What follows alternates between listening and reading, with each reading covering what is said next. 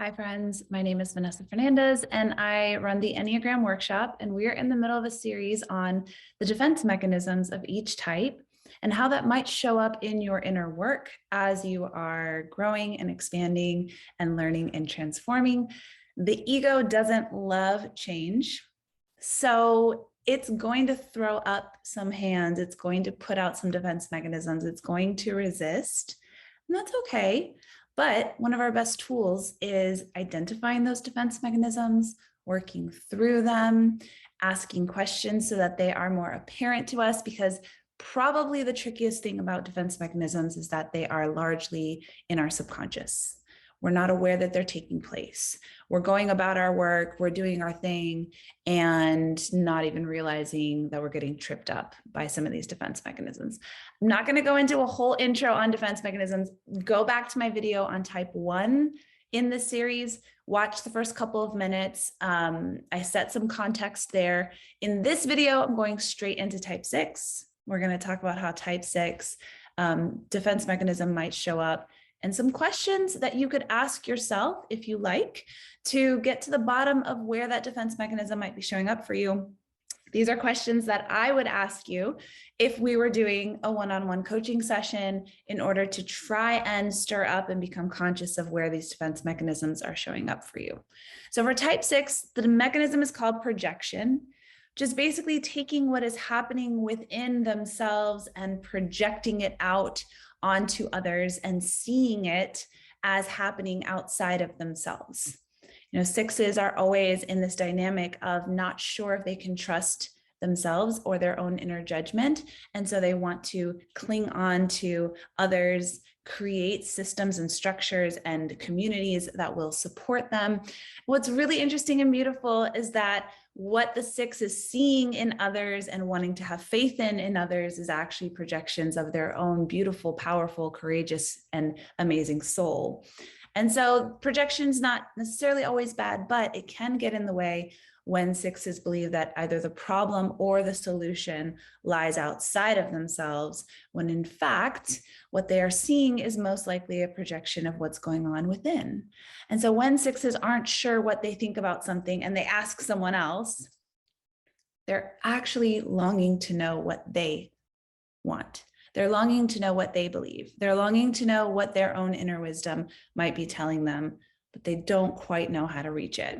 So this can actually be a roundabout way for 6s to start to understand and know and discover their own inner wisdom, but it gets in the way when they're trying to control the exterior. They're trying to control the dynamic going on around them, rather than realizing that their only space where they have any kind of control is their interior, is their own ability to be with what is true, to navigate their own internal committee and some of the insecurities that might be coming up, right? The only things we can control is where we place our attention and how we navigate where our attention is being placed, right? So if I'm only looking at what could possibly go wrong, then my entire reality is colored with things are always going to go wrong. When in reality, things do go wrong and some things go right. And as we expand our attention to include both, that's where we find some balance, and that's where we find a little bit more ability to be with what is rather than to be with only our fears. We don't want to bypass our fears. We don't want to neglect our fears. We don't want to say, you don't exist, I'm just going to be courageous. That's bypassing, and that actually only heightens our fears, because the less we pay attention to our fears, the more that they demand our attention. So we're not talking about not seeing our fears. All we're talking about is adding in both fear and faith, both what could go wrong and what could go right, because that is actually what's true. That is actually where truth is found, is in the agreement to there being both sides. And as we sit with both sides, we find balance, we find stability. That's really what 6s are looking for, right? That stability, feeling like they are connected and held and stable.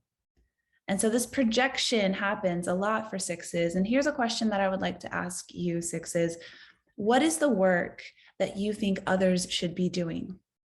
When it comes to inner work, oh, if everyone would just this, or if everyone would just that, or if they could only see this, or if they could only see that. And could that potentially be a clue as to where your own inner work lies? Could that potentially be your own inner knowing trying to tell you through how you see others and the way that you project? Are you projecting onto others the very actions and desires that you're wanting from yourself? You know, in that 3-6-9 triangle, we find that all of those types are falling asleep to themselves, denying themselves, or not aware of what their own inner desires are. They do it in 3 different ways, but a beautiful question, type 6, for you to come back to your own inner knowing and come back to what desires you have for yourself is to ask yourself, what do I think others want from me? Is that what I want from me? What do I think others need to do? Is that what I need to do? What do I think would be a good solution or is an insight that I have about someone else? What if I turned that around and pulled it back into myself? Does it feel true? And this is where 6 is. Oftentimes you're in your heads and you're wanting to figure out and you're wanting to plan and know. But there is a knowing that's only available when we sink into the body and we ask, does this resonate? Is this true for me on a deep soul level?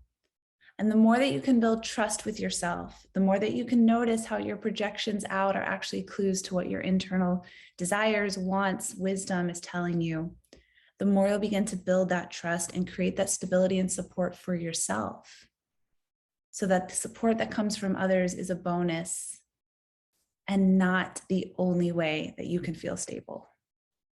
As I mentioned in the previous videos, doing work like this, helping identify where defense mechanisms are getting in the way, and specifically working with corporate teams or teams within the nonprofit sector is one of my favorite things to do. It's so illuminating when we start to see how our defense mechanisms might be showing up, where that projection of the type 6 may be coming out onto other team members, maybe distorting how the truth is being perceived by different individuals, and then understanding the specific dynamics of your team, understanding the specific dynamics that are happening and some of the friction points, and being able to shed some light and being able to allow people to have some nervous system regulation tools that lowers those defense mechanisms so that we can start to really collaborate and find some synergy between all of these different moving parts, all of that teamwork that 6s love to have and love to engage with. Sometimes our defense mechanisms get in the way. So that is one of the things that I absolutely love to do and have worked with countless teams across all different sectors. I would love to explore with you if this is something that feels would be really helpful for your team, for the collaboration and the success of what you're all trying to accomplish. To contact me, you can find the information in the notes below this video, and I look forward to hearing from you.